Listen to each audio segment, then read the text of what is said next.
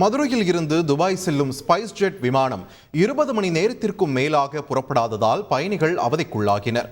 துபாயில் இருந்து பயணிகளுடன் நேற்று காலை 11:10 மணிக்கு மதுரை விமான நிலையம் வரவேண்டிய ஸ்பைஸ் ஜெட் விமானம் தொழில்நுட்ப கோளாறு காரணமாக நேற்று மாலை 6:10 மணியளவில் மதுரை விமான நிலையத்தில் தரையிறங்கியது. இதனால் துபாய் செல்வதற்காக 100க்கும் மேற்பட்ட பயணிகள் காத்திருந்தனர். நள்ளிரவிலும் விமானம் புறப்படாததால் பயணிகள் வெளியில் தங்க ஏற்பாடு செய்வதாக ஸ்பைஸ் ஜெட் நிறுவனம் தெரிவித்தது. ஆனால் அதை ஏற்காத பயணிகள் விமான நிலையத்திலேயே நேற்று இரவு முழுவதும் தங்கியுள்ளனர். இந்நிலையில் விமானத்தில் எரிபொருள் நிரப்புவதற்கு ஸ்பைஸ் ஜெட் நிர்வாகம் கட்டணம் செலுத்தாததால் எரிபொருள் நிரப்பப்படவில்லை என்றும் அதனால் விமானம் புறப்பட தாமதமாகுவதாகவும் தகவல் வெளியானது. 20 மணி நேரத்திற்கு மேலாக பயணிகள் விமான நிலையத்திலேயே காத்திருந்ததால் பரபரப்பு நிலவியது. செய்திகளை உடனுக்குடன் தெரிந்து கொள்ள உடனே சப்ஸ்கிரைப் பண்ணுங்க.